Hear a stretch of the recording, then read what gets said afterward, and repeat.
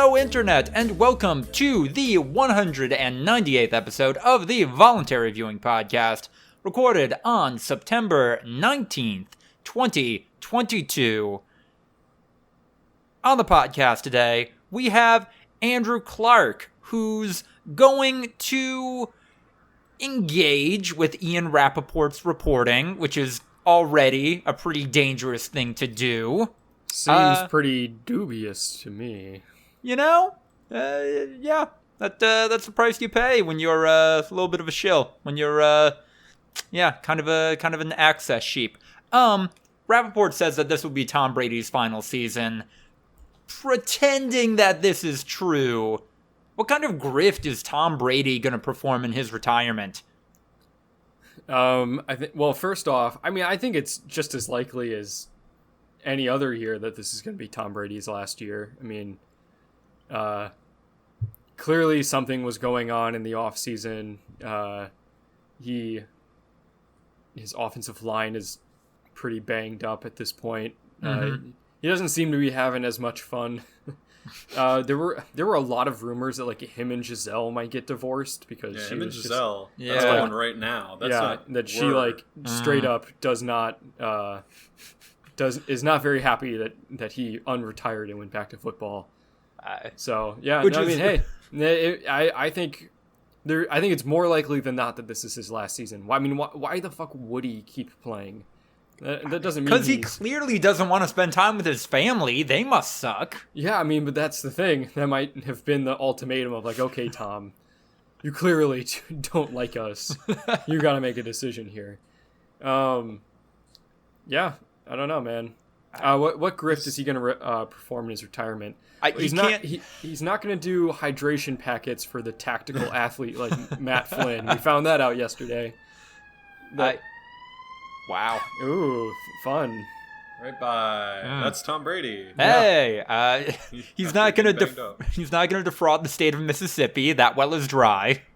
Yeah. He is currently running like an athletic health brand called TB12. He is a business definitely that's definitely a grift. Like 100%. It is just you're paying like a 25% markup, if not higher, for just the same products that you could get Drew much Gooden cheaper anywhere else. Actually did a really good video. Video. And that was not like a tinged with sarcasm kind of video because he is a Tampa Bay Buccaneers fan and really likes Tom Brady and wanted to get healthier, so he like unironically tried to do this. He's like, yeah, this is kind of bullshit.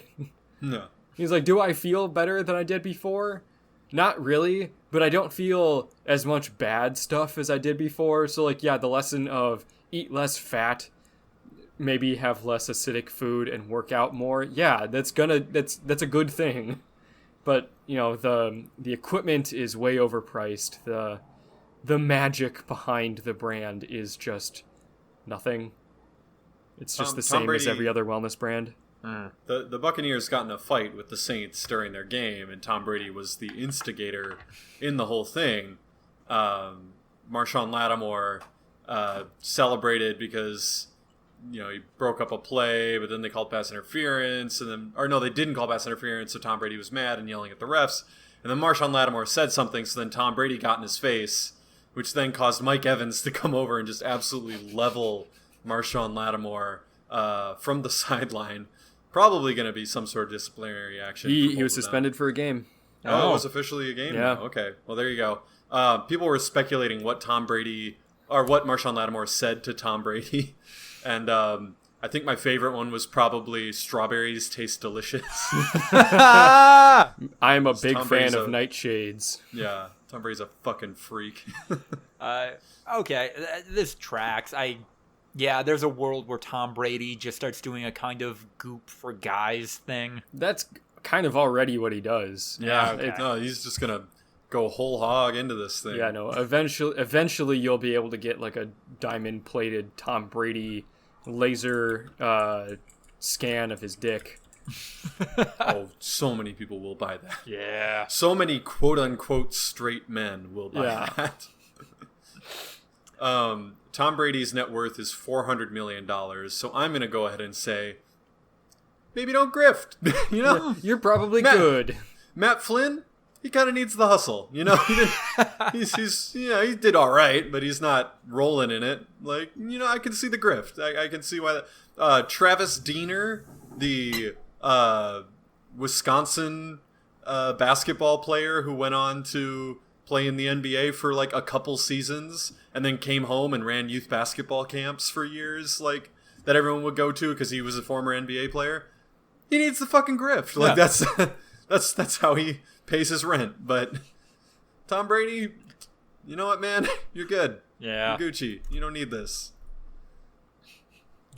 Tom Brady does not have to put himself out there anymore. He does not have to suscept himself to anything he does not want to.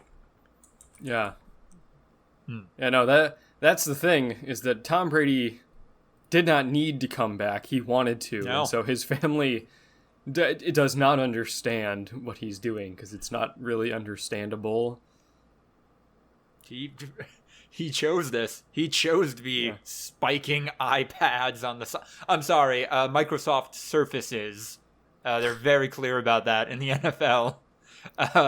Tom Brady did not cheat on his girlfriend with Giselle to let her tell him to retire from football.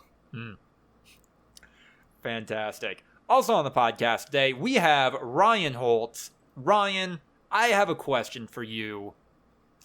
You know what? I'm gonna up the ante from when I originally wrote this. Could a team coached by committee via Twitter or possibly some other polling platform be a 500 NFL team? Be a winning NFL team? Are you talking about could Twitch chat coach an NFL team? A little bit. No. You don't think? Okay. Definitely not. I mean, look, if I don't want my memes to be dreams, then yes. The Twitch chat can barely play Mario. We all know more than these morons that like Nathaniel Hackett, but I mean the answer is definitely and definitively no. Okay. No doubt about it. Maybe if you could make an argument that if I don't know, if it was Aaron Rodgers at QB surrounded by a bunch of talented offensive players and Bobby Wagner at middle linebacker surrounded by a bunch of talented defensive players, they would just say fuck the committee and coach the team themselves, and if they're talented enough, they could probably pull it off. But nah, fam, we're dumb. We're dumb fucks. Maybe coaching is the wrong word, where every important decision is made by committee. You don't think? No. No? Okay. Definitely not. I'm smarter than most of those idiots, and I don't think I could win an NFL game as someone making a decision. Okay. If I'm above average and I don't have any confidence in myself to do anything well, nah, fam, it's gonna be a nightmare. Would you be able to build a team? No. No? Oh, wow. Okay. Definitely not. I don't know. I think we're overestimating our abilities here. Fair. The real life is not Madden. You can't look at the overall of this player and make a decision. This guy's speed rating is higher. Yeah. What do you mean by build a team? Could I say Andrew, pick out from all of the players in the NFL and make a 53-man roster? I could probably make a talented team by picking all of the best players. Yeah, they still might not win, but still might not mesh well. Okay. The play styles and stuff. Fair. There's a lot of NFL players that they go from I think probably my favorite example is Kenny Golladay, who was a borderline all-pro wide receiver on the Lions. Matthew Stafford's favorite target, looked like a legit top 10 receiver. Yeah, went to the Giants and is now arguably one of the worst starting wide receivers in the NFL. And nothing changed other than the situation and scheme fit. Players who are good might end up being bad if you don't know what you're doing. I mean, he did also go from a Super Bowl caliber quarterback to Daniel Jones. Players do that all the time. Good NFL wide receivers consistently do it with bad QBs. DeAndre Hopkins on the Texans had 8 different really shitty backup quality QBs and was an all-pro for most of that time. I don't know. It's just a matter of we're dumb fucks, man. All right, then, you know what? Question as originally written then. Could a football team managed by committee do a better job, finish the season with a better record than the worst managed teams in the NFL right now? Who's on the committee? Yeah, what's the committee? A panel, Okay. a shadowy board of 10 high-end football fans, you know? What's high end? Because I think at a certain point, like, fandom crosses over to like, no, this is a profession, you know? Okay. Like, if are they not making any money at all from anything that they're doing related to the sport of football? No, purely hobbyist Yeah, capacity. no These way. are, people who a little bit of D2 college ball under their belts, familiar with It's the game, not- studied the game, but not, yeah. But like, yeah, that's in the past. Like, you're not on the cutting edge of like what's going. If these guys run like a football podcast or a YouTube show where they break down game film, or like if they're genuinely studying this game as their full-time job, Yeah. maybe. Okay. You know, against once again, it would take the right roster. Like if they were given the same players as the worst NFL team, no, definitely not. But like, I don't know, if you have a mediocre roster of talent and 10 people who are genuinely like living, eating, and breathing football 24/7, like, yeah, there's a good chance that they could steal a win or two more than the worst team in the NFL. But Okay. yeah, random dipshits on Twitter have fucking, and that's discounting all the trolls that are just going to be like, QB spike, QB spike, Jets QB are spike. winning the like Super just- Bowl this year. Yeah. Yeah, kneel, fake punt on second down. Like, I actually didn't know what I was going to go with for my introduction, but Andrew, that's good. That's a good segue. Hi, I'm Lucas DeRuyter. I think the Houston Texans are going to have the worst record of any NFL team this year. What do you guys think? I mean, I think that might have been my call like 2 months ago. Okay. Texans You are down asked there me in talent on the that's podcast. for sure. Yeah. Okay. Well, I thought Yeah. I can remember if I asked you that or like the most fraudulent team, but fair, valid. Apologies. I think I said the Colts were the most fraudulent team, or were going to be the most fraudulent team, which they might just be They're bad. not looking good. Yeah, no, they might just be bad. They Really they not might not looking even good. be pretend good. They might just be bad. They did start pretty rough last year too. Not to pull the same excuse that we pulled last week for the Packers, but Yeah. last year was real bad for the Colts, and then they caught fire, and then they shit the bed. So, who knows? Fair. All right. Wow. All right. Zero pushback to that one. Fair. I'm glad I had a safe read. It's a cold, well, not cold take. It's a lukewarm take. Yeah. Potentially accurate take. God, who else is in the running? Is it just the Colts? Is that the safe money No. right now? No. I wouldn't even say the Colts are in the running, really. Like, Oh.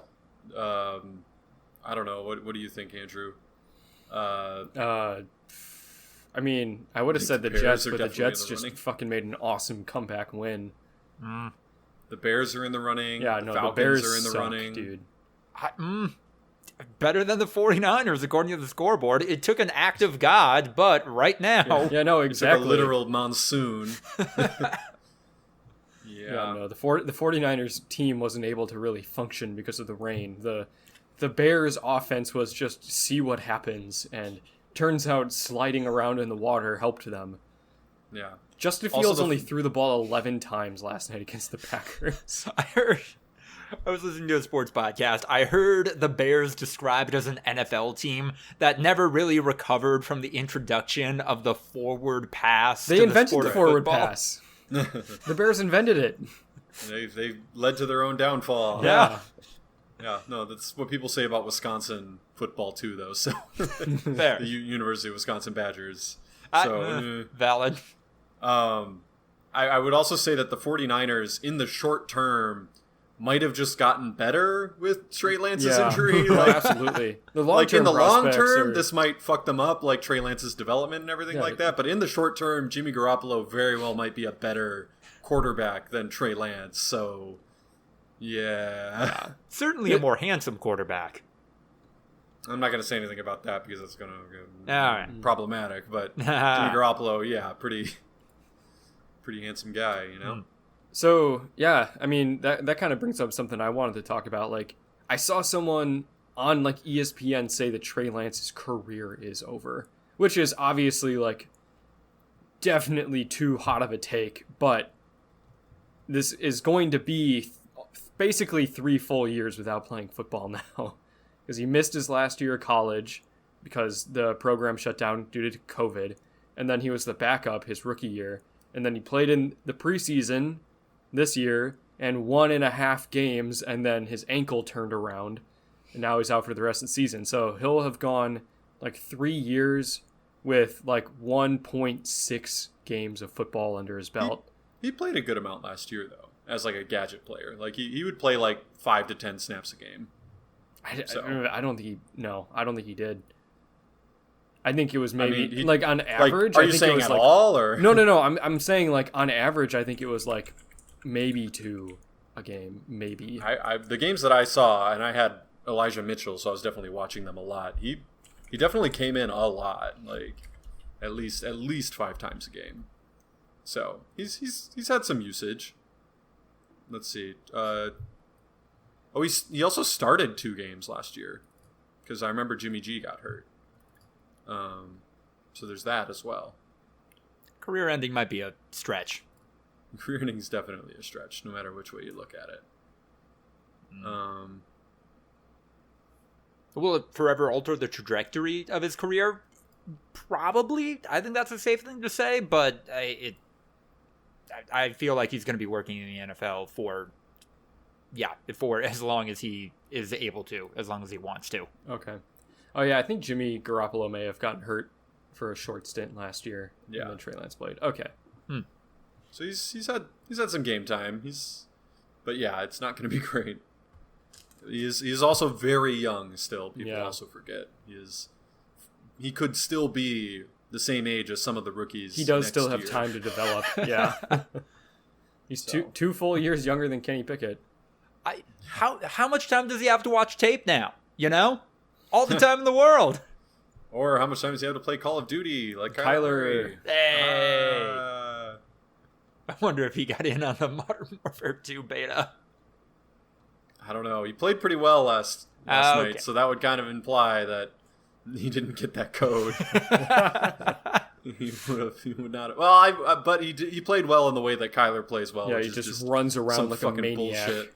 Yeah, there was a tweet that was like one of his This guy read a scouting report on Kyler Murray coming out of college that was Kyler Murray runs like a toddler that just stole their parents' iPhone and is running away. He does have a very weird gait when he's running around. It's similar to Tyreek Hill. Like, he has very short strides, and it almost looks like his legs are like blurred because he's taking such quick steps. Like it looks like his lower half is moving faster than his upper half because he's like leaning back a little bit, and then his little baby legs are going super fast.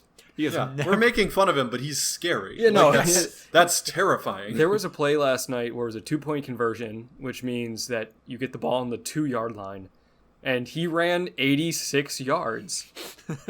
And the play lasted 21 seconds. Yeah, it was 21 seconds ridiculous. of him running around To get 2 yards and get the 2-point conversion. Yeah, no, it was insane. And it was successful. It was one of the more impressive football feats I've ever seen. Yeah. No, we're making fun of, and like there was even a moment in the Bears game where Justin Fields tried to roll out.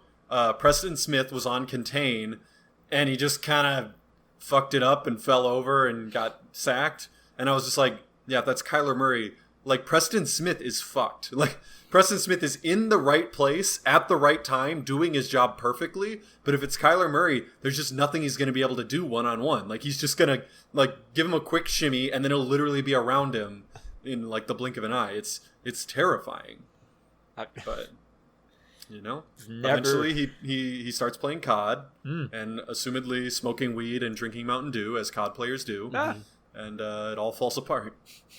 It's like smoking weed and drinking Mountain Dew is like spice in Dune.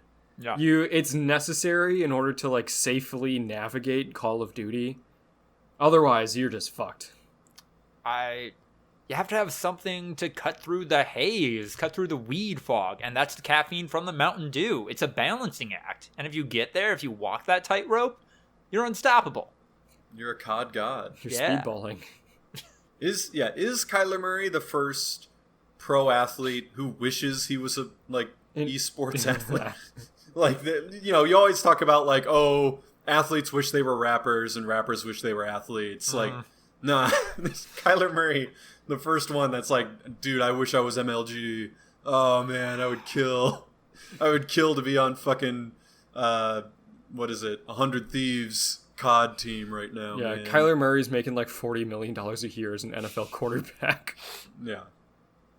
As long as he watches 5 hours of film. No, they took that out of his contract. I know they took it out. Because people found out and gave him shit. But secretly, behind the scenes, the coach was like, we do still expect you to watch 5 fucking hours of film a week. Like, that's just not anything to ask, dude. Although the reporting on that I think had revealed that there's definitely a spectrum of how much athletes watch tape and what the expectation is for them. God, how much tape do you think Tom Brady watches? Not to loop back to him, but a fuck ton. You think so? No, it's insane. The problem is that you're saying athletes, a running back, yeah, probably not that much. They give him the ball, and it's all about instinct. Yeah. It's about where's the hole? How can I shimmy through? A quarterback, more than all other positions combined, needs to know everything that the defense is doing in order to set protections, read the defense, post-snap and pre-snap. It's an unbelievably complex position. And, you just can't get away. And especially someone like Tom Brady who can't move, who has to stand there like a statue. Tom Brady he can throw more than anyone else. He can throw an accurate ball. He doesn't exactly have a cannon. He's not mobile. Tom Brady's not an athletic guy. He's probably the least mobile quarterback of all time at this point. When he came into the league, he was one of the least athletic quarterbacks, and he is now 45. In his athletic prime, he was one of the least athletic quarterbacks, and it's now 20 years later. He might literally be the least athletic person on the football field in the last 50 years of NFL football. If you were to tell me, he's got to watch an unbelievable amount. If you were to tell me that Aaron Rodgers hasn't watched tape since 2019, and you said something to the effect, "Yeah, I just go by vibe. I just feel it out," I think I'd believe you. No, dude, you're so wrong. Think so? Aaron Rodgers watches just an unfathomable amount of tape. Aaron Rodgers is a lunatic with very strange and fucked up opinions, but he's still a very smart quarterback. Yeah, if you told me that Julio Jones hasn't watched tape since 2019, I might believe you. But it's just, at the quarterback position, it's physically impossible. When Aaron Rodgers is fucking going around and talking to every position, everything like that, that's because it's something he saw on tape and he is trying to alert everyone else to what the fuck is going on. The reason Aaron Rodgers is calling timeouts because the play clock just ran down is because he saw something on film and he's like, oh shit, this thing is about to happen. We're about to get fucked up. I'm trying to put everything together at the same time, and there's a bunch of rookies who don't know what the fuck they're doing, and so we're burning timeouts for no fucking reason. It's frustrating, but that's why. Okay. He's a moron. He's an absolute moron, but the problem is he's a well-practiced, efficient moron. So, and also when the thing in Kyler Murray's contract was outside of team activities, that's independent film study. When you're a professional football player, at least 2 to 3 hours of your day is spent in team film sessions, watching film with your offensive coordinator or your position coach or stuff like that. So yeah, that was more just on your own time, please watch some film, you fucking gamer addict. That's actually a fantastic transition. Hope y'all liked all the sports talk, because we're about to do a hard pivot and get into a lot of nerd shit in News of the Week. There were 2 fucking video game commercial presentations last week. One for Nintendo. I don't care what Donkey says. By far the best one. And then Sony, which, whatever. I mean, It Donkey's wasn't thing was just a Donkey joke. though. Yeah. Donkey's thing was definitely a joke, but like Twitter also, I saw multiple TikToks making fun of Nintendo Direct. Lucas, I sent you the Fuck. exact same point while it was happening live that Donkey made his entire video off of. Like, 50% of the videos that Nintendo was showing was just with your medieval farm simulator RPG. I mean, one of the games was literally called, like, Various Life Task or some shit. And it was just like, do odd jobs to build characters. It's like, fuck you. Go to hell. There were 5, I swear to God, 5 different Stardew Valley clones, but, like, more anime-y. That was the whole point. It was ridiculous. To be fair, one of them was the spiritual successor to Harvest Moon, which you could describe Stardew Valley as a Harvest Moon clone. So it's a little Ouroboros. It's a little snake eating its own head. But why not just do that one? Why were there so many of them? I know you didn't watch Rick and Morty, Andrew, but it's because they turned up the realism setting to 10, and now the gaming is full immersion. You have to wake up and listen to the rooster and burn your hand while making pancakes and go, grab the chicken eggs from the coop. And this is what gamers want. Yes. Realism. All right, here we fucking go. Gonna be the usual thing. Read through this, chime in when we have anything interesting to say. Fire Emblem Engage, out in January. It looks like it's engaging with the history of the franchise by making previous characters summons or power-ups. I don't like this. Chrissy, wake up. Chrissy, wake up. God, why? Fire Emblem has committed to every new game in the series has to be bigger and a more grandiose story than the last one, and that's never worked for the series. It's worked well as short, mid-scale fantasy fiction, and this is, I don't know what the fuck, they learned all the wrong lessons from Fire Emblem Awakening and have just been diverging from what made that game great ever since. Switch is officially a worse console. It Takes Two port is hitting on November 4th. Wait, what'd you say? Yeah, wait, what's your problem You with It just Takes sneak Two? that one in there? The video Game of the Year 2021, according to people who are dumb. It Takes Two. It's coming to the Nintendo Switch on November 4th. Is your thing against it that you like actually think it's a bad video game, or did a game that you like not win because It Takes Two? A game I actually liked did not win because of It Takes Two, but I don't remember what that game is now. The Game Awards. Starting to Game feel of like- the It's Year. like the 10,000 year blood feud where everyone's still fighting, but no one can remember why, except it's Lucas, and it's like 6 weeks later. He Is it doesn't know why. Metroid Dread or is it Resident Evil Village? Resident Evil Village. Okay, there you go. Yeah, that should have won. That's a pretty golden moment, though. Reminds me of how Ian's thing about fucking Rush getting snubbed for the Oscar nominee. And he's just like, it's got snubbed, man. It got snubbed so bad. He was like, should it have won? And he's like, probably shouldn't have won, but like, I don't know, man. American Hustle, that was a bad movie. Rush should have gotten it instead. So there you go. Fatal Frame, Mask of Lunar Eclipse is coming to the West. A new SpongeBob 3D platformer is happening. SpongeBob Cosmic Shake hits next year. I forgot we were still doing licensed games like these. It's weird. I mean, are they licensed based on like existing IP? Like, is it the SpongeBob SquarePants movie 3, the game, or is it like a new story? Whereas SpongeBob's fighting the barnacle-inator, and he's trying to turn y'all into a barnacle. Is Black Manta the actual supervillain, or what is the name of? It's Man Ray. Man Ray. Man and Ray. the Dirty Bubble. SpongeBob. Man Ray and the Dirty Bubble. Yeah. No, this is an original story, from what I can tell. Okay. And they got the cast to voice all the characters, which I think is actually pretty doable, but expensive. So, yeah, good on him. I don't know. It's weird. Clancy Brown's dead, though, isn't he? No. What? Ooh. No. Is Clancy Brown not dead? No, he's still doing stuff. What? Oh, yeah, no. Clancy Brown's only 63? Jesus Christ. Okay.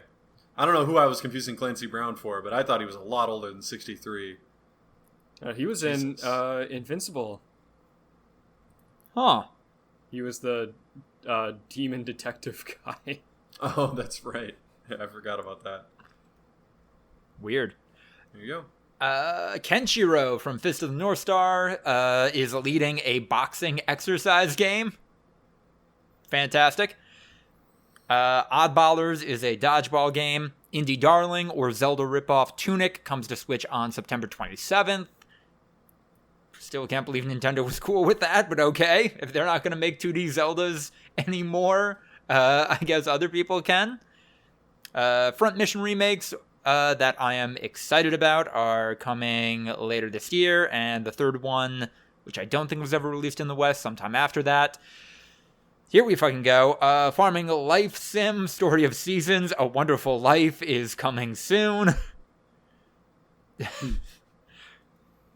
Sure. Splatoon 3's first Splatfest is happening.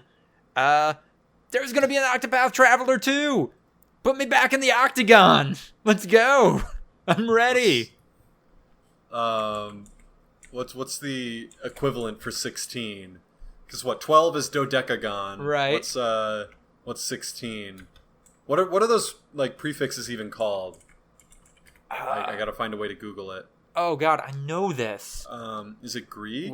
Wouldn't it be like? Wouldn't it be like hexadecagon or no? Hexdecagon. If 12 is dodecagon, 210. I found it. It's Sexdecagon. Sexdecagon. Yeah! Sexdecapath Traveler. 8 times 2. That's a title contender right there. Sexdecapath Traveler sounds like a different type of game. With the same main audience, the same target audience. The user base is the same, but it's a very different experience. Customize your sex character. Oh my Yeah. God. Andrew got more hentai commercials during his illegal football streams. I was watching NFL Red Zone on illegal streams yesterday, and I kept getting porn ads. And I was like, Andrew, you need an ad blocker. And you're like, what's an ad blocker? And I was like, just install this. And you did. And you're like, you changed my life. You just like the meme. You saved my life. I'm literally just an ad blocker. Octopath Traveler 2 looks amazing. From me, somebody who is definitely a mark for this game. A little more of a steampunk, a little more of a Victorian setting. I know who I am. You're a mark? Yeah. It's a scam, that means. A little bit. It's a Ponzi scheme. It's a little Octopath bit Traveler. of a scam. Okay. I am comfortable with it. That's kind of part of the scam. Look, man, I follow a philosophy, 10% of your income is supposed to go to fun stuff, 20% of your income is supposed to go to savings, 15% is supposed to go to scams. Yeah. 5% concentrated power of will. Yeah, there's going to be a day and night cycle. That'll be an interesting mechanic, I hope. Love how that's been implemented in other games. Pokemon Gold and Silver, specifically for what monsters you run into. And then the merchant character, whose name I don't think is out there yet, has the line, I'm hitting the road. I'll be back once I eliminate the devil called poverty. And how can you not be pumped for that? I now want to create a D&D character who's a cleric and is, like, chaotic good aligned. Yeah. And is the greediest motherfucker of all time, who's just like, my goal is to obtain all of the wealth so that I can make sure no one's poor. Like, I want to be the richest motherfucker alive so that all the other rich people are gone. Yeah. So I can then make sure that there's no more poverty. Like, that's my religion, baby. I'm eliminating poverty by becoming so unbelievably ungodly rich. I mean, it's just the the Incredibles things, like, if everyone's poor, then nobody is. Well, no, I'm not saying that. Oh, no, you're like, saying eventually... he's taking all of the wealth so that he can decide what to do with it. One day, yes. in the impossibly distant future, because you cannot possibly obtain all of the wealth, but that is his holy mission from his god, is to become the only person with any capital, so then he can make sure that no one lives in poverty anymore. That's, I don't know what his name would be, but I'm going to workshop that while I consider. I'm inspired. I love this. What I don't love, Mario plus Rabbids 2, out October 20th. I guess Rayman is going to be in it, which was maybe Rayman's first appearance in a video game since the Rabbids took over that brand. I don't know. GoldenEye 64 coming to the Nintendo 64 online service. Looping back a little bit, Various Daily Life from the Bravely Default team is going to be out now on the Switch, formerly an Apple Arcade exclusive. I'm also a mark for this art style. Maybe I'll look into it. I don't know. Gotta finish Voice of the Cards first. Pauline and Diddy Kong joined Mario Strikers. Good for Mario Strikers, people. Merry Mountain from Mario Kart Tour and Peach Gardens from Mario Kart DS are being added to Mario Kart 8. Golf. Not Mario Golf, just Golf is coming to Nintendo Switch Sports. I imagine that's going to tank Mario Golf sales tremendously, but what can you do? Daddy Miyamoto is here. This man, this legend in the video games industry, shilled the Pikmin Bloom mobile game that is just a Pokemon Go clone for about 5 minutes, and then gave us a title card animatic for Pikmin 4, on the level of the Elder Scrolls 6 trailer. That's it. That's all Pikmin 4 is right now. People freaked out. Bayonetta 3 coming out October 28th. There was a note in this direct about how, yeah, and if you want an actual gameplay trailer, we're not going to show it here, but you can find it online. And that's because that trailer is pretty not family friendly. So Nintendo had to bury it a little bit. Self-censorship. New game from the Danganronpa folks. Resident Evil 8 is coming to the Switch via cloud support, so maybe it'll win Game of the Year this year? Maybe? Kirby's Return to Dreamland Deluxe DX. New Breath of the Wild 2 trailer to close things out. It's not called Breath of the Wild 2. It's called The Legend of Zelda. Tears of the Kingdom? Tears of the Kingdom? It's Tears. It's Tears. And that's why they couldn't air this direct in the UK. So what happened? I thought didn't we do it? What? Isn't Ganon Dunzo? How how did they? I've seen the ending of Legend of Zelda, Breath of the Wild. Yeah. Okay, Ryan. Have you seen the ending of any of the other Legend of Zelda games? Because guess what happens to Ganon in those? But Breath of the Wild was like a little bit more serious, right? I don't know. Maybe that's just me. Like they kind of went a little more like consequential with the game. Like it wasn't as goofy and kind of lighthearted. Like, are they just gonna do a fucking Star Wars somehow? Ganon returns. Like, so a thing that's been in weird contention in the Zelda universe for a while now is whether or not Ganon is a monster pig person who represents the concept of evil, or a guy, like a dude. And it seems like from previous trailers that the version of Ganon that is just a dude Ganondorf comes back to life and is maybe causing some problems. And the Ganondorf that was in Breath of the Wild was the representation of pure evil spirit guy, right? Yeah, it feels like the stakes are a little lower. Like he literally had control of the whole kingdom and the apocalypse was impending. Yeah. Now he's a guy. Look out! He's a guy. He's causing some mischief. I don't know, man. Just a weird dude down in this chasm. Yeah, he's got red hair and he kicks you sometimes. Look out. He's kind of an asshole. Ooh, I'm desiccated. I'm a mummy. I can't really do a whole lot. I gotta hydrate. Gotta get rehydrated. That's the narrative device that lets Link have enough time to stop me. Gotta drink a bunch of water. Yeah. Interesting. What if? Well, we'll see. What if in the different stages of that game, it's like the progress that you're making? Like, hurry, Link! Ganon's urine is starting to turn clear. He's becoming more hydrated.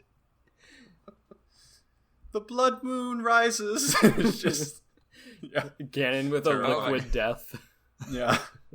Oh my god, do they have to invent a new narrative device to bring the monsters back? Can they just do Blood Moon again? I don't know. I picture they're just like, oh, Link has to go on a journey where he discovers Ganon, and on that journey it's so perilous that he loses all of his equipment and they have to start over. And now there's Welda, and they're all just hanging out, and oh man, there's a whole new set of troubles, and we can call it Legend of Zelda Forbidden West. I did have that thought, and this trailer did not provide any explanation for why Link doesn't still have the Master Sword. Oh, he doesn't? I thought he did. I don't think I saw it in any of the trailers. In the original trailer, the first one that they did a couple of years ago, he definitely did have it, but, you know, I'm sure he's just gonna, like, drop it. Yeah. It's gonna, like, fall out of his hands down into the chasm, and then... I think you open, and it's like a sweeping vista of Hyrule, and then Link gets, like, clunked on the head and from behind, and then you wake up and you're in a shrine, and it's like, whoa, you've been asleep for 100 years. Yeah, Ganon has taken over, and Zelda's trying to hold him off, but she can't hold on forever. All right, bye. I was a ghost the whole time, and then you just... Link's just gonna, like, open up a pack of cigarettes at that point. Like, fuck this, man. Yeah. I can't. Getting too old for this shit. Tears of the Kingdom opens. Link is being interrogated by a man in an iconic checkered suit jacket outside of New Vegas. He's shot in the head, but lives. Then you get to allocate his stat points and get out there. Hunt down the man who shot you in the head. Sorry, Link. It was rigged from the start. The game opens, and Link comes crashing through a plate glass window from the Hyrule Castle and is falling to his perceived doom, and his paraglider is missing, and then record scratch, freeze frame. Yep, that's me. I bet you're wondering how I got in this situation. Link is gonna... Well, it all started 2 months ago. Link is gonna wake up, a little foggy. He's gonna be in a cart, and, across from him, the Stormcloak prisoners are gonna say, "Oh, good, you're awake." Link is standing on a street corner, and he's got a clown mask in his hand. All of a sudden, a car pulls up, and he gets in, and they take away, and they go and do a bank heist. And at the end, Link kills the last one and says, "No, I killed the bus driver." Nintendo, give us money. We can pitch. We can write your next game. Pretty good Nintendo Direct, in my opinion. Yeah. A lot of stuff here that I am going to play. I am excited to play, which I can't really say about the Sony PlayStation State of Play that happened on the same day. The nicest thing I can say about it is that this wasn't happening at 7 a.m. my time, but then after that, falls off pretty quick. Trailer, cinematic for Tekken 8, look cool as shit. I can't play a fighting game. I'm 27 years old. That is too old to get into a fighting game more than my very casual appreciation and skill set for Super Smash Bros. Yeah. They're still trying to make PlayStation VR 2 a thing. Nice. PlayStation 5, PlayStation 4 remake of Like a Dragon Ishin, which is a Yakuza game set in feudal Japan, and the first time it's releasing outside of Japan. The Harry Potter game is still happening, I guess. We don't have to talk about it. No one has to talk about it. You meet a character, and they're just such a bully. Yeah. Like, there's like this author, and she's just like really nice and pretty, and like she has some opinions, but like she just wants to live her life. Everyone's and be a nice entitled to person. them. Yeah, and then like this mean bully comes along and says like, no, you can't write books. Like, you suck. I hate you. But then she spits on him, and then they all live happily ever after. The bully's like, but we should probably free the house elves, right? And everyone agrees that's just fucking ridiculous. Everyone is instantly, including the other, like, including good the good people. guys. Yeah. Yeah, all are like, whoa, holy shit, no way. You are fucked. You are fucked. You're messing with the natural order of things. They like it. It'd be cruel to free them. Oh, Joanne. Is that her real name? I think so. I don't think I've ever heard her real first name. Oh. Oh, that's so fitting. Why didn't she go by... Oh, it is. It's Joanne. Yeah. Ooh. What is even the K? Probably What just, is the K? middle name might just be like Kelsey, Kayla. Kimberly? Ugh. Yeah. I shudder. Also, they're saying it's pronounced rolling. Is it really? I think I've that's always true. hit the hard W. Oh. I think Is it just rolling. JK rolling? It is rolling. Yep. Weird. I've always hit like a growling, like really, like growling without the G. Yeah. Like, The way it's I spelled. don't know. Yeah, I mean, yeah. Fucking British people. The Brits. Horror game, Pacific Drive, coming out. Sin Duality is a game where you pilot a mech and have an even more waifu Cortana in your ear. Yeah. Project Eve is now Stellar Blade and looks even more like a Nier Automata ripoff. The more I see of this game, the madder I get. Out in 2023. Samurai game, Rise of the Ronin from Team Ninja is happening. PlayStation's just leaning into this lately between Ghost of Tsushima, the Yakuza feudal Japan game, and this now. And then it ended with God of War Ragnarok, which, hey, I appreciate that Toby Ziegler from The West Wing is voicing Odin, but I also have a good relationship with my father and my masculinity, so I'm not interested in this. Fuck anything that explores masculinity. It sucks. I, on the other hand, am great. Perfectly have no issues with anything masculine at all. It's time for Ryan's flashback corner. So, J.K. Rowling. Okay. The K stands for Kathleen. It's not her middle name. Doesn't seem like anyone knows what her middle name is. Wait. It's her grandma's middle name. Or no, her grandma's real name. Yeah, her grandma's real name was Kathleen. The book publisher thought it can't be by Joanne Rowling because boys won't read a book published by a woman. So we're just going to say J.K. Rowling instead. So it's another example of how you kind of start to understand how J.K. Rowling got to be the way she is. Like, the 90s, baby. Is she still going by J.K. Rowling? Like, it was her... I mean, professionally. I don't know what her Yeah. friends call her. I've never met her. God. I've never experienced Hey, Joanne, J.K. what the Rowling fuck personally. did you call me? What the fuck? We've been... Are you dead naming me? Are you dead naming Oh, me? I'm being No. impressed! Yeah. I thought you guys were all about referring to people by the way they want to be referred. Yeah. Look, world, I'm an actual white woman actually suffering.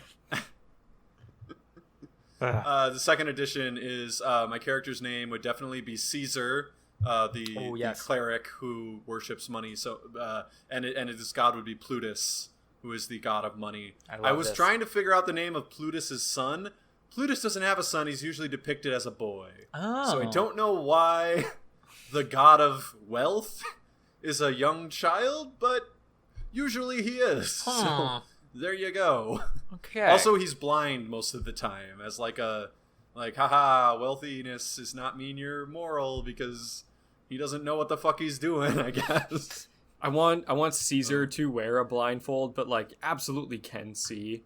Yes. Yeah, no, it's a fake blindfold. Yeah. To, like, and it's like also very thin, him. so he can still see through it. Yeah, no, exactly. Yeah. He's just literally, it's part of the grift. Like, he's like, yeah, man, you wouldn't steal money from a blind person, and while they're like clumsily trying to pickpocket him, he's just like expertly pickpocketing them right back and taking even more money.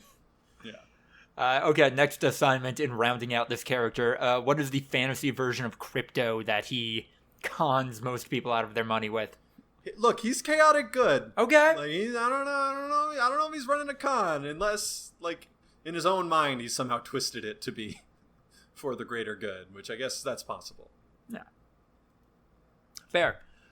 And then to balance out all of this cool, optimistic stuff about the video games industry news, major layoffs at the video game outlet channel G4, owned by Comcast, and at Fanbyte, the outlet heavily invested in by Tencent.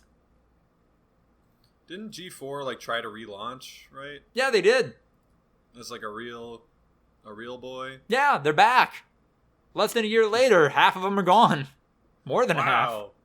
Who could have predicted this? It's almost like you tried this and it didn't work. G4, the outlet that gave us Olivia Munn, can't make it in 2022? That's mean. I've met people who work there, and they're perfectly lovely, and this sucks, but also, it maybe didn't need to come back. If this was... Your target audience spends 8 hours a day watching Twitch streams. Like, where were you going to win their viewership? Like, yeah. It's over, dude. It was a cool moment, but it's over. The whole industry has moved on. Maybe they're less stable distribution models, but they're arguably better ones. Yeah. A lot of GTA 6 leaked. Yeah. And you get to play as a woman. Whoa. This is all real, by the way. Rockstar did confirm. Yeah. No, it's like confirmed by Rockstar being like, yeah, whoever this hacker is, he's coming. We're gonna bring him to justice. It's like everyone was like 75 to 80% sure the leaks were real. Now we know. Until you said like, this hacker sucks. We hate him. He's going to jail, baby. It's like, so now we know 100%.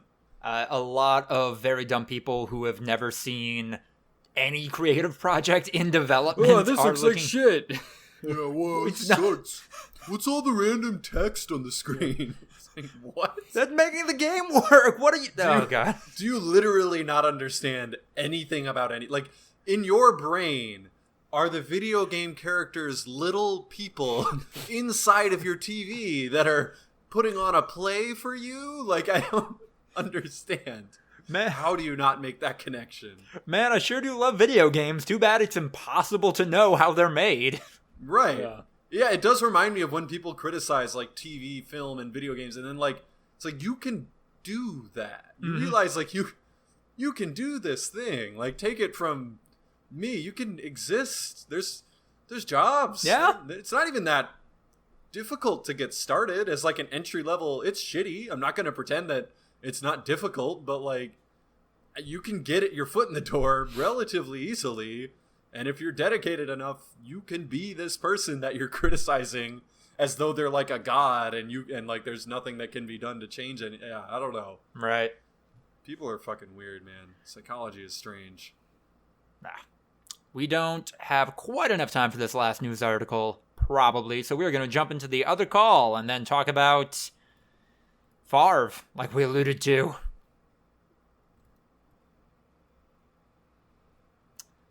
So in the process of defrauding, allegedly, just throwing that one in there to be safe. In a video game. In the process of allegedly defrauding the state of Mississippi, Brett Favre asked his co-conspirators, hey, there's no way that this can get out, right? Like, you giving me money? The media's not going to find out about this, right? And the media has since found out about it. there's no way the media can find out about this. Quote, man who the media then found out everything. What are you gonna do? Find out about this? Man found out. Yeah. I love how... I don't know. No, go ahead. I don't know. Brett Favre sucks. Like, Yeah. we've all known it. It's funny because he's not smart. Oh, very, you know, very like dumb man. Right, his entire defense throughout this process, from my understanding, was, come on, it's me, Brett Favre. You think I'm smart enough to handle my own money? Nah, other people are taking care of that for me. I'm not involved. Like, you can't pin this on me. He worked directly with the governor of Mississippi to make this happen. Oh, fuck. it's golden. People underestimate discovery. Yeah. Like, people really underestimate the power of the courts to get anything that you have. Like, and it's very difficult to delete things permanently. And also, it wasn't just text between him and the co-conspirator. It was a group message, right? There was other people on it. Like, it's like, you can't, if you delete it from your phone, anyone else who's on that chain or even been forwarded the chain still has that on their phone, and the prosecution is gonna find it and it's gonna get out. Like, you have to assume anything that you send is public record. It's not even doubling when you bring in another person for whatever conspiracy. It is exponentially increasing. Yeah. It's pretty wild. Ugh. But I don't know. It's definitely, it had big, the sketch from I Think You Should Leave, where they're reading the messages between each other about the insider trading scheme, but then in between it's just them shitting on this one guy for having a terrible hat. It's like, yeah, I don't know. I think all of us who've worked in a corporate setting have sent emails and stuff like that, and then, or not sent, but, typed them out and then been like, No. this could end up in a record somewhere, and I'm not comfortable with that being a thing. No, But Brett Favre does not know that, because he spent his entire developmental age being told he's God's gift to Earth because he can throw a football good. So I don't even know about good far, at least. Maybe not accurately. Maybe not by the end of his career accurately. But boy, if he didn't have a cannon on him. But also accurately, but dumbly. Like, he threw it good. Unfortunately, his brain no work. But good. that was also like kind of the appeal of Brett Favre. There's no way he didn't understand how people thought of him. Like, Brett Favre's appeal is, this guy is fun to watch, and boy is he dumb. Like, this guy is a fucking idiot. He's a big kid out there playing football with the mental capacity of one. Yeah, he's talented. A good old boy. If he had 30 points on his IQ, he might be an unstoppable weapon. But he's not. He's kind of a fucking moron. God, if you had just watched more tape, but you couldn't figure out how to work the VCR. Yeah. But, like, genuinely, though, like, Brett Favre was also known for not, like, knowing enough about the X's and O's of football. Like, that was also a criticism of his. And there's a lot of somewhat apocryphal stories about just how bad it was in terms of, like, what he knew about football. So.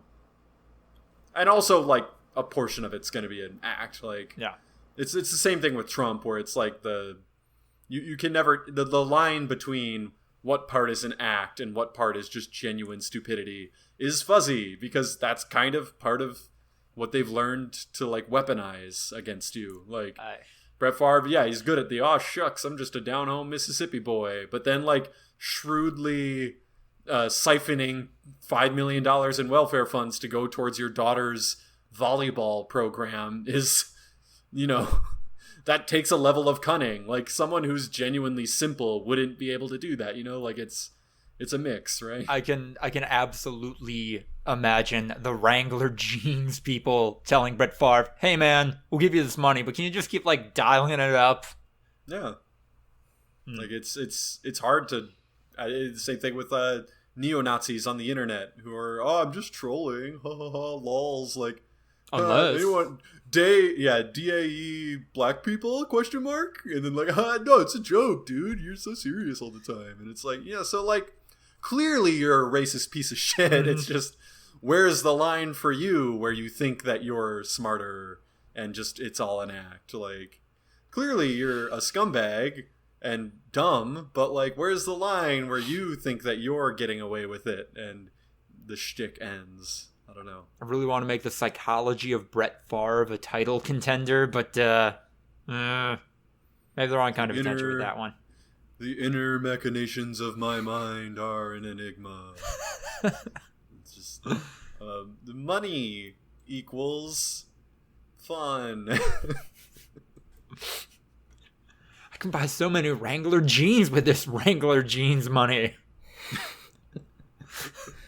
They're paying me in jeans. Yeah, can you just pay me in Wrangler jeans? And his agent's like, no, Brett, take the money. He's like, why? I'd only need it for jeans. Well, money can be used to buy jeans, Brett. But I can sell the jeans for money. I don't even need to sell them. I'll take him to a store and we'll barter. Surely the shop owner could use a quality pair of Wrangler jeans. I'll give you 40 of these jeans for one of your cattle. And then I'll sell that cattle for a horse. And then I'll sell that horse for a motorcycle. And that motorcycle for a car. I'll sell that car for a mobile home. And I'll sell that mobile home for a starter home. And I'll sell that for a small role in a movie. And then I'll sell a small role in a movie for a mansion. And I'll sell that mansion for 40 pairs of jeans. Yeah, for 4 million pairs of Wrangler jeans. You see, I had a 10-year plan to build that volleyball stadium. It's gonna happen. Fuck. Yeah, that's... bro. Our volleyball team was elite. I went to multiple volleyball games. The University of Wisconsin volleyball team is legitimately like a dynasty. We are so good at volleyball. And it was very entertaining to watch. Like, those games were just straight up entertainment. Like, really good stuff. The stadium was never more than a quarter full. Yeah. Like, bro, this is so self-serving. It's not even funny. Like, Southern Mississippi's volleyball team. Dude, like, come on, man. No. Good God. No. Bert, we'll never forget you. Dalvin Cook now has your number on the Vikings, so even the Vikings won't remember you. That's taking us to the breakouts. I am playing the new Voice of Cards, Beasts of Burden. And enjoying it so far, about 4 hours in. Game opens with you playing as a 14-year-old girl whose village is destroyed by maybe sentient monsters. It varies. I don't know. Then you're saved by a mysterious emo boy. You find out the sun never sets in this world, go back to his village, kill a really powerful monster, take control of it, because everyone in this game is a blue mage, and I appreciate that. Then he kills the village elders, because they weren't treating him right. And now you're off in the desert, made friends with a nerd, and are helping gather a circus troupe. I like it.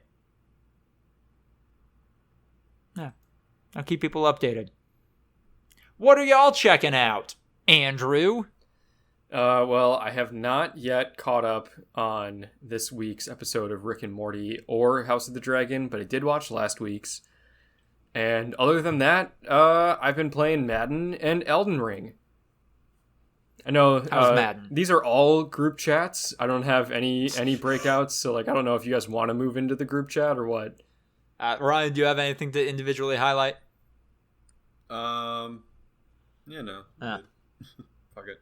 I should probably say quick that I was in the city of Santa Fe over the weekend, which is a lovely little community that LA is slowly ruining by rich people buying up houses there and not actually living there. So it's becoming too costly for residents to live there for people to actually subsist. And yeah, that's concerning. I mean, I'm not going to knock Santa Fe or anything like that, but I mean, what about the largely minority communities in our city in Los Angeles that the same thing is happening to, and then these people have no recourse? Like, valid. Literally going onto the street. Yeah. That sucks. No, that's fair. Gentrification around the world. Yeah. It's all fucked. Yeah. There's a lot of dumb white guys in Santa Fe. Yeah, exactly. Fuck those you know, guys. like you could just say in a place. Okay. Fuck those guys. They don't get to live in Santa Fe. Nah. Send them to fucking, I don't know, Tuscaloosa. Do what fucking DeSantis did and put him in a bus and drive him up to Martha's Vineyard. A fucking lunatic. Is that human trafficking? That feels like human trafficking. Yeah, you know, it's like adjacent. You just took a bunch of migrants that they had captured and put them on a bus for a political stunt. No, that's fucked. Goddamn. Yeah, Elden Ring. Okay. I got carried through more of Elden Ring. Oh shit, where you at? Well, so after you hopped on and helped me beat Margit and then a lot of that castle, Ian hopped in and helped me beat Godric the Golden and also a big bear and a dragon and a bunch of other shit. Like, we played for like 2 hours, and my god, like, every single fight was just Ian doing like one magic attack and they just fucking died. And I'm like, oh, this would have taken me 12 hours. So you're having fun then? I mean, I'm having fun, like, exploring around and checking things out and learning to play the game, like, you know, and the vibes are cool. I don't think I'd have nearly as much fun if I wasn't, like, playing with friends, because, yeah, like, any video game, especially open world video games, are just more fun with friends. Right. Not every open world video game has, like, a co-op feature, and that's dumb. I mean, like, I know it's difficult. I'm not pretending that it's, like, an easy thing to do, but, like, yeah, right. more games should. It makes them better. I would not have had a good time doing that if I wasn't, like, chatting with Ian and watching him just go Super Saiyan and kill a very difficult boss in, like, 5 total hits. Yeah. That Godric fight is pretty good. Glad you got to experience it, Andrew. Yeah. He's like, hey, like, so you know where you killed that dragon? I'm like, oh, actually, I didn't go to that area in the beginning. He's like, you didn't fight the dragon? I'm like, no, I didn't. He's like, okay, let's go there. It's a good fight. You'll enjoy it. And then he just, like, shot a fucking flaming disc at it and it died. Like, oh, that was cool. I'm glad I got it. I got all this XP from it because you killed it. I'm pretty sure the developer intention of that video game is to help you figure out how to fight enemies on horseback. So, yeah, maybe practice that. Maybe pick up that skill set, because it'll come in handy later. Yeah. Yeah. Do you have... I don't know. Have you been exposed enough to enough of it to have any thoughts on the story or the themes of the game or anything like that? I mean, there's no story. There's no themes. What?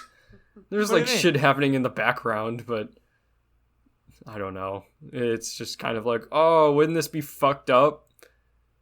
I love that tweet of, like, I love stories that have no moral. It's just like, wouldn't it be fucked up if this happened? What? Okay, fair. The story is explained by, like, the opening cinematic of, like, the Elden Ring was destroyed and all the demigods are fighting because they want control. Like, that's the story. That's it. Yeah. Godric is... and Godric is the shittiest demigod. It has the same level of story as, like, Legend of Zelda, Breath of the Wild. It doesn't have one. What do you... It's like an interesting world. I'll give it that. Like, there's cool lore and stuff like that, but there's not a narrative going on.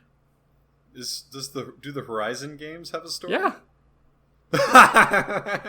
I'm seeing some selection bias here. I'm gonna go ahead and say that Lucas could make a parsed down summary of the narrative. The Legend of Zelda is a linear. linear narrative. Like, and that you can say that's a fault of it. Like, that's totally fine. But, like, it is a coherent narrative with, like, acts and cutscenes that bring you into the next part of the story and all that shit.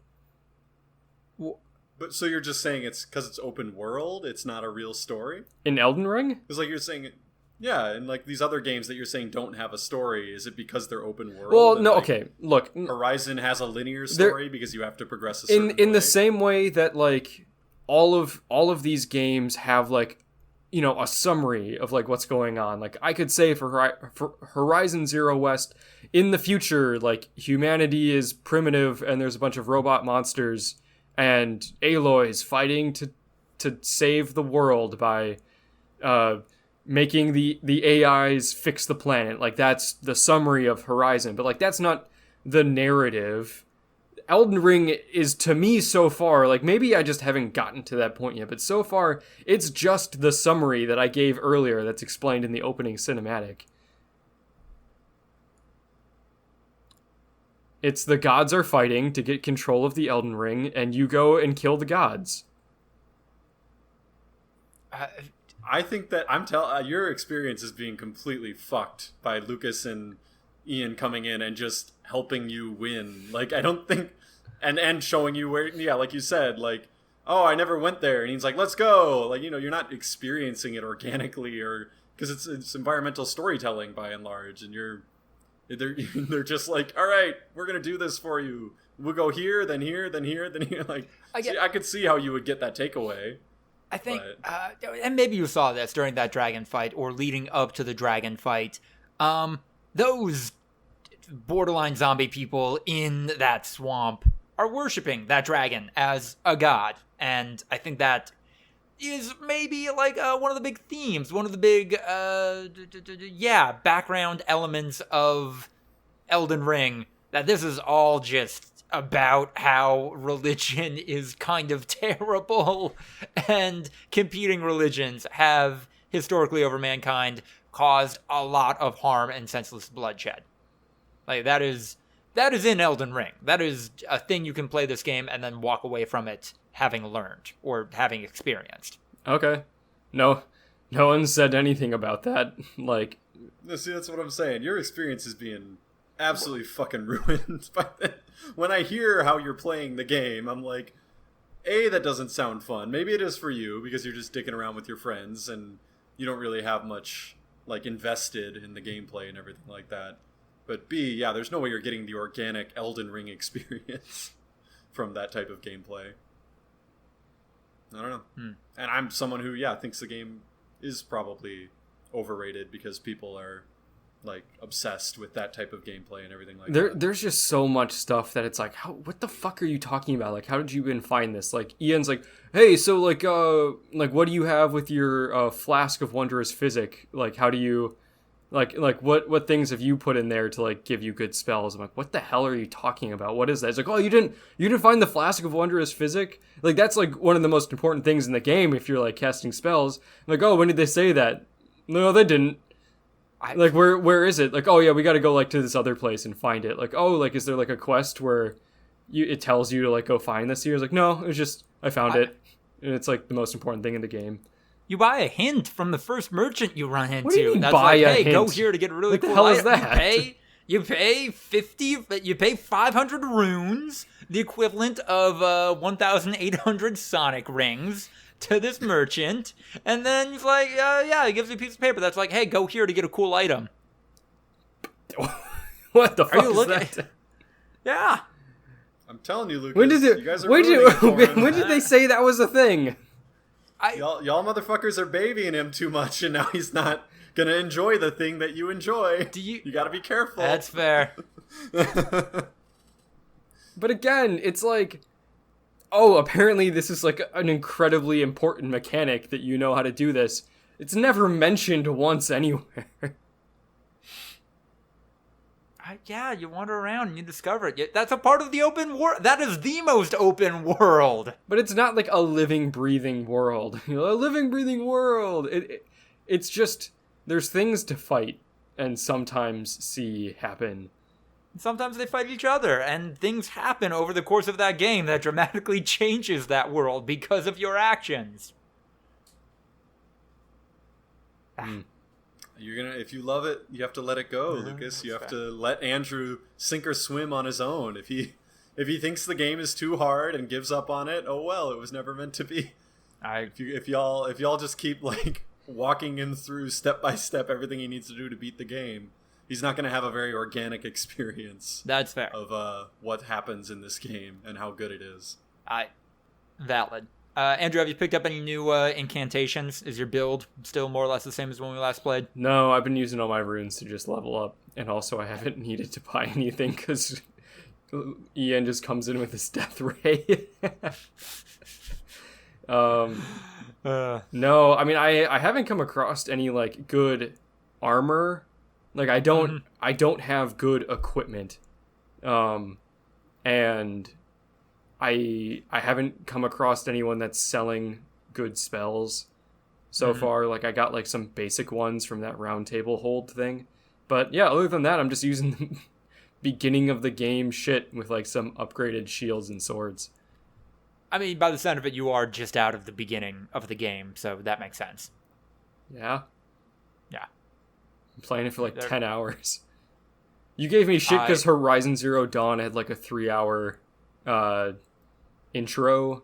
Oh, that intro was so rough. I mean, it was bad. Maybe if there were an old British man shouting, "Arise, ye horizons!"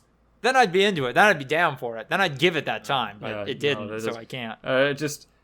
Lucas, our relationship is just you and I back and forth saying, like, oh yeah, this thing is cool because of this, and then the other person going, that's not cool at all. What? It's great. What do you think most friendships are in 2022? I don't know. For people in their late 20s. Late 20s. Oh no. Oh fuck. You just opened that can of worms. Is that official?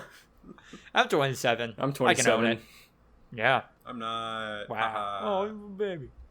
Yeah. No, exactly. It's like the what's it called? 6 foot versus 5'11" posts. Like, y'all old men in your late 20s, fucking arguing over Elden Ring. Meanwhile, I'm talking memes and TikToks. I'm a fucking mid-20s cool dude. I'm going to say one last thing about Elden Ring, because Andrew, you playing it did make me get back into it. I beat Melania, however you pronounce her name, and I think everyone should acknowledge how brave and tenacious I am. That didn't take you nearly as long as I thought it would. I'm going to be honest. No, it did not. You really built it up as like, I don't want to do that thing because it's long and not worth it.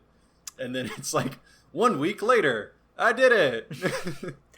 I did put maybe 3 or 4 more hours into the game, did some side quests, did another optional boss. I got a couple of level ups, respect a little bit, got a spell that really helped with the fight. And then, yeah, it was just learning the battle and on some level, things lining up where the spirit I summoned to help me, the AI lined up with the strategy I was trying to go for. And then, yeah, I killed her in what is, oh god, just a really tense and, oh god, the vibes of that game. The vibes of that game when that character, for all intents and purposes, transforms into the angel of death in front of your eyes, and then you feel wholly outclassed, and finally, by a miracle, manage to pull it off. It is incredible. It is an emotional, exhilarating high, and I loved it. Is Melania different than Melina? Yes, maybe they're related in a way that isn't super clear, and hopefully will be revealed in the DLC. Are they different than Marika? Marika is basically the Jesus for the Erd Tree. There's like 5 different things that you have said are Jesus in this in this game. Okay. Yeah. It's a lot of Christ metaphors. Also, to be clear, Melania is also a Jesus, but for a different god. I personally can't wait to hear the group chat where Andrew beats Melania, and it's because Ian comes into his game and shoots a laser beam and one hits her, and he's like, it sucked, I don't know, there was no big deal, like, you're talking about how cool it was, it wasn't even cool, I don't know, man. It'll be fun. I also want to talk about Elden Ring, because I almost, you missed your window, you Elden Ring enjoyers missed your window. Ian offered me his copy of Elden Ring while his PlayStation was getting sent in to get fixed because he can't use it. And I was like, I guess I'm kind of bored right now because the new FIFA isn't out yet. Yeah. And I was like, I'll just play it for a few days until I get bored and then give it back and start FIFA. And that, who knows, maybe instead I would have gotten so hooked and it would have been the greatest thing ever. But then Ian came over and had forgotten the game and I didn't get it. And now the FIFA web app opens up in 2 days. So I can start grinding the game before the game even comes out and probably going to end up doing that. So I think the window was missed, unfortunately. Damn. Fair. Rip. Yeah, rip to a real one. Ryan playing Elden Ring and probably Googling how to become God mode on Elden Ring. Magic. And just doing that. We all saw Nope, finally. Yeah. Whoa. Nope's a big old yep from us, I think. Wasn't that the... Yeah. I think that was a title of one of our podcasts. Almost assuredly. Star Wars? Nope. Nope. Nope. Yoda? Yup. Yep. Oh, that was a great birthday when that song came on organically at a bar who I'm not going to name because that reveals our location a little bit more, and maybe they're kind of sketchy about COVID stuff. Nope was good.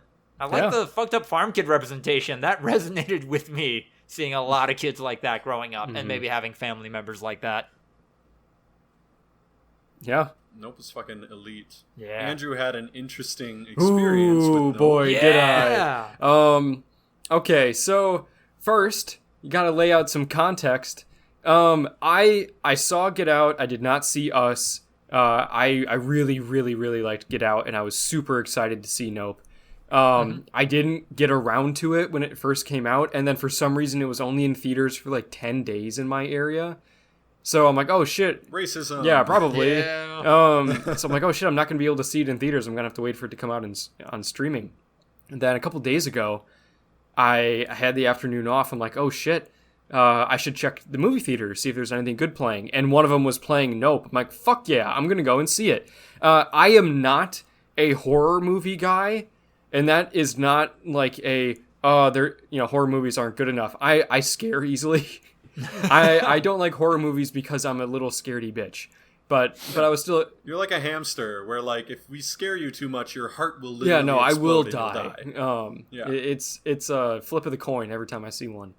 So it was in the middle of the day, and I go to the movie theater, and I buy a ticket to Nope, and there's no one else there. And the guy is like, no one else has bought a ticket for this movie. I'm like, oh, maybe other people will show up. And they didn't. So by the time the trailers for the movie had gone through, which were all trailers of horror movies, I was already thoroughly scared. And I am alone in this movie theater that feels abandoned to me. I mean, there's other people watching other movies. We're still showing fucking Spider-Man. But I am the only one in this movie theater watching this scary movie. And there were a couple of times that I was seriously like crawling backwards into my seat, looking around to make sure that nothing's there going to get me. And at one point, I see something out of the corner of my eye, and there's a woman standing at the end of my row looking at me. She was an employee of the movie theater. I'm sure she was just checking to make sure everything was like hunky-dory because there was only one person in there. Probably trying to make sure that it either wasn't just empty and they could turn the theater off, or, making sure I'm not jerking off in there or something. But she's just fucking staring at me. There's little alien guys crawling around, which was a terrifying scene. And then there's just a woman standing stark still and looking at me. And I wave at her, and she just turns around and leaves. Doesn't say anything, doesn't wave back. It just fucking turns around and leaves. And I didn't like that, guys. I didn't like that at all. I waved at her, and she slowly Yeah, no, she dissipated became and translucent. wasn't And then there I wondered if anymore. she was even ever there at all. So then that was the pinnacle question I had for you, Andrew, with this movie-going experience. It was the kids dressed as aliens. That scene got you the most in that movie. Yeah. Okay. Oh, yeah. That's fair. And the thing is that in your mind, you're playing through the narrative structure of this movie, and you're like, it has to be people in a costume, they're not Right. going to reveal the aliens at this point in the story. It has to be people in a costume, and it didn't matter. It didn't fucking matter. It was horrifying. I hated it. God, the fucking twist of this movie that there aren't actually aliens. This isn't a UFO abduction movie. It's This an is animal. Jordan Peele making a monster movie is pretty great. Yeah, what did you think? It's actually a pretty good indictment of horror as a genre when you think about it. That this single scariest part of this horror movie was kind of like a more traditional, like, paint by the numbers. Ooh, it's creepy. Scary Yeah. scene. Mm-hmm. Yeah, and then the rest of the stuff, which was innovative and interesting, and what made the movie a good movie, wasn't the scariest stuff. You know, like it's almost like you can't make a pure scary movie good because the only way to make a human being genuinely terrified to their core is it's been solved. Yeah. Like it's a solved It's problem. math. You at just this do point. this with this music or lack thereof, and literally paint by the numbers, and you will have a very scary moment. Like it's kind of interesting. But the creature design, especially when it just kind of became a be not afraid alien or be not afraid angel. Yeah, no, pretty cool. The fact that the noise that we were hearing the whole time was just people being digested and screaming. Yeah. It was fucked.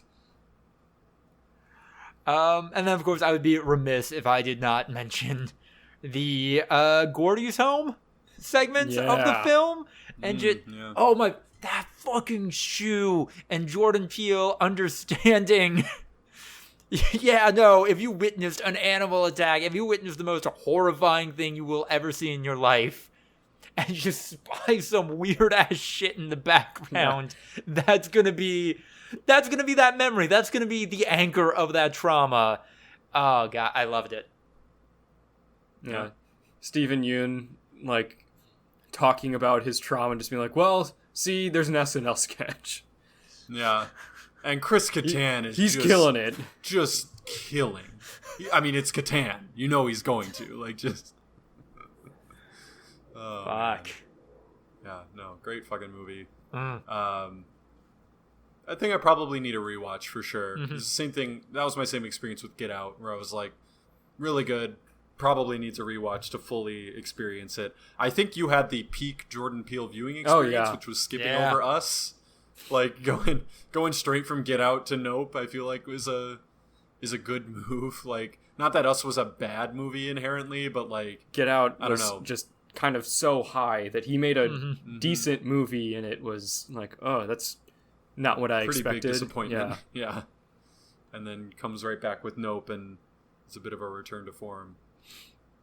So but yeah, once again, I still stand by the whole, like, it's just, I think that what it's missing is just the commentary that Get Out had at the end of the day. Like, it's just not as relevant. Like, it's talking more about, like, a more specific section of the population and everything. Like, it's targeting influencers, people that people that want to become famous, the types of people that are craving exposure and like the fame and money that comes with it, instead of everyone, instead of just human beings and trying to find love. I saw a couple of takes, or like, because you get home from it and you're like, okay, I got to read about this movie now. I saw a lot of people understanding the last scene of that movie differently than I did, where they were saying that OJ was dead and that was his ghost. I didn't get that at all. What the fuck, dude? No. Yeah, no, that was the whole point, is that he respected what this creature was and like understood its rules and like kind of stood his ground, and that's why he survived. They're like, no, he sacrificed himself, and she was just seeing his ghost there, or it was a metaphor or some shit. Like, no, awful take. Holy shit. I saw it a lot. Like, a lot of people were saying that's what the ending was. No. Why would they introduce the most paranormal element of the movie in like the last 30. No, not like no literal ghost, ghost, like the right. Yeah, her seeing her dead brother, like that kind of thing. Yeah. But no, that's not what happened. That's bogus. No. Yeah, he lived. He did it. He survived. I don't know. I liked the cinematographer. He was probably my favorite. Antlers theme host of the whole movie.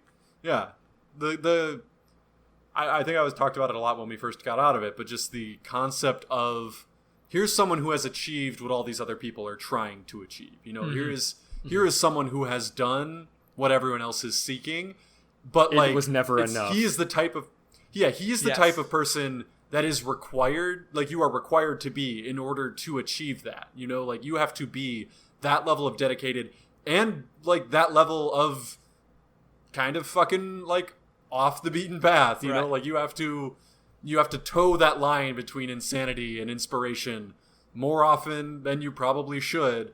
And because of survivorship bias, he's the type of person that made it. So he's assuming everything he did is right, you know, like that he's nailed it all the time and everything that he thinks is correct. So yeah, when he's like, oh no, it's almost golden hour, like we got it, but did we really get it? You know, like I'm that level of fucking crazed perfectionist that did in some instances aid me in getting to the top of my field. But in an instance like this, is going to literally kill me. Like, God, and that commentary on like artistry and what it is. Yeah, and it's a very subtle line, but him saying something to the effect of, I've been on a lot of bigger projects, but you know, it's paycheck for them, paycheck for me type situation. Yeah, like one for them, one for me. Yeah, whatever you have, and I can't do that delivery as well because my voice does not sound like I eat cigarettes like that performer. And that just made. Oh god, very well cast film. The fact that he was just wearing like shorts and sandals and like a shawl the whole time fucking killed me for a reason I can't really explain. Yeah. One for them, one for me though is also a really common concept in Hollywood. Like again, it's the people that made it, you know, the people that have gotten to the top, and it's kind of a game for them now, you know, like they don't have to scratch and claw anymore. What's her name? Sydney Sweeney. Had an interview recently because she's just doing everything, you know, like she's literally in everything because she's having a moment right now. Yeah. And they were kind of like, why aren't you being more choosy about your roles? And she's like, I'm not like a rich kid. Like, I'm not like Natalie Portman where my parents were rich and got me into acting when I was a kid and like I became famous that way. She's like, I come from a working class background. I'm doing every job that I get offered to pay for my bills. Like, that's how it is, you know? And like, sure, in 10 years, if she keeps this heat, might develop more of that type of relationship with her art. But like, for a lot of people, no, you're doing this to escape the grind of like fucking 21st century planet Earth. But for the people who have kind of succeeded, it now becomes more of like a, well, how do I keep this interesting for myself? God, the TMZ biker guy, which I know, which I know for a lot of people, I've seen some chatter online as well, Andrew, was, well, what was going on with this character? Why was he here? For one thing, out of the gate, brilliant costuming. Yeah. That helmet was fucking phenomenal. And just him representing, in some way, he was like he was the person the movie's themes were saying is bad. Were making fun of on some level. They're like, and you're going to become this if you don't get your shit together. Right. He is the part of our protagonists that will kill them if they're not careful. Like, that whole aspect of like, sure, we could run away, but then someone else will get this fame and fortune, you know? Like, we don't want that, so we're willing to risk it all. Like, and yeah, if it wasn't for OJ, like, understanding the assignment, right, they would have ended up like the TMC biker. And also, like, I've been to Agua Dulce. It's like a 45-minute drive north of Hollywood. Like, yeah, TMZ is right there. Like, they're not in the middle of nowhere. And, like, they show that when they escape the house and drive back to where, I mean, essentially Burbank, because that's where they actually shot the No, they say it's in Burbank. They mentioned Burbank. Yeah. Yeah, exactly. So that's like a half-hour drive. It's not too bad, you know? Like they're not in the middle of nowhere, literally. It might look like it, but that's just because, you know, Southern California, baby. A lot of empty fields out here. You know? I mean, that's humanity. Southern California is a perfect representation of humanity. Like, yeah, you literally just get everyone clustered on this little tiny crust right along the Pacific Ocean. And if you go 50 miles inland, it's literal untamed wilderness. So, I don't know. Nope, very good movie. I don't know if I fully stand by this, but yeah, maybe my favorite movie of the year so far. It's definitely up there. And then just want to give a quick shout out. Chainsaw Man? Chainsaw Man manga? Pretty good this week. I enjoyed it. And I appreciate that as the anime release draws ever closer and I become increasingly skeptical about that project. But whatever. Anything else? Expectations. The animators are under an incredible amount of time and budget crunch, a lot of pressure, and catering to a fan base that on some level their work will never be good enough. So I am very hesitant to say this, but boy, it would have been fantastic if the Chainsaw Man anime could have hit in the hiatus between the 1.5 year hiatus between parts 1 and 2 of the manga. That would have been stellar. But whatever. Even if the anime is bad, the manga is elite, and I enjoy it still. Yeah. Anything else to talk about, or are we winding things down? Packers good. The Bears still Yeah. Yeah. Yeah. Woo. Fuck everyone. Packers suck on week 1, and that's okay. Yeah. We get our act together. And maybe it's good. Maybe it's good that our best player isn't actually practicing during or participating in the preseason at all. Because that's how you limit injuries, I guess. That's a school of thought that's rapidly emerging in the NFL. He also just fucking hates the preseason. Mm-hmm. Like That's fair. He has advocated for abolishing the preseason, so... the problem is that it's not for the starters. No. The preseason is crucial for the guys that are on the edge of the roster. Trying to claw their way Aaron up. Rodgers has never been that. Like, he's literally in the fucking elites of the NFL, ironically enough. Like, he's a guy who was a first-round pick and never had to struggle a fucking day to make an NFL roster. So... No, but he didn't get drafted by the 49ers, so he has a chip on his shoulder that's totally valid. He's big mad. Yeah. He had to wait 22 whole picks. Forget about the guys who literally go undrafted. Yeah. Like, who just straight up don't get picked and then have to literally prove themselves every single day of their NFL career until they eventually wash out due to a serious neck injury and don't even get NFL pension because they only played for a couple seasons. Yeah. Maybe suffer dramatic quality of life alterations because of that injury. Yep. Ah. Fuck you, Aaron Rodgers. Just In every way. fuck you. You suck. Just shut up and play football. The only good time to say that. Okay. Dangerous. Dangerous. I'm being silenced, said Aaron Rodgers in a 15-minute phone call to ESPN.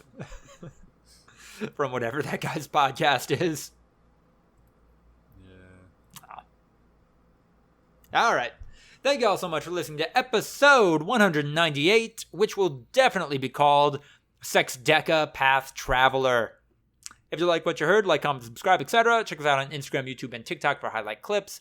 ActBlue link in the description. Support us through Anchor or Patreon. Join the likes of Tiffany Cole, Sucky Badger, and Sensual Richard Nixon. Questions and business opportunities can go to voluntaryviewing@gmail.com. Follow us on Twitter for updates at V2_podcast, and follow me at Lucas DeRider on Twitter to keep up with all of my writing. Hope you had a great weekend, everyone, and an even better week ahead of you. Goodbye.